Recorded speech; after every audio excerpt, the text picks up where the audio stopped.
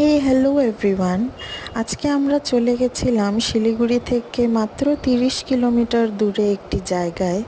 হ্যাঁ, ঠিকই শুনেছেন, 30 কিলোমিটার দূরত্বে একটা সুন্দর জায়গা, যেটির নাম হচ্ছে দুধিয়া। এত পিসফুল, এত গ্রিনারিতে ভরা এই প্রপার্টিটি আপনারা অবশ্যই গিয়ে একবার ভিজিট করতে পারেন।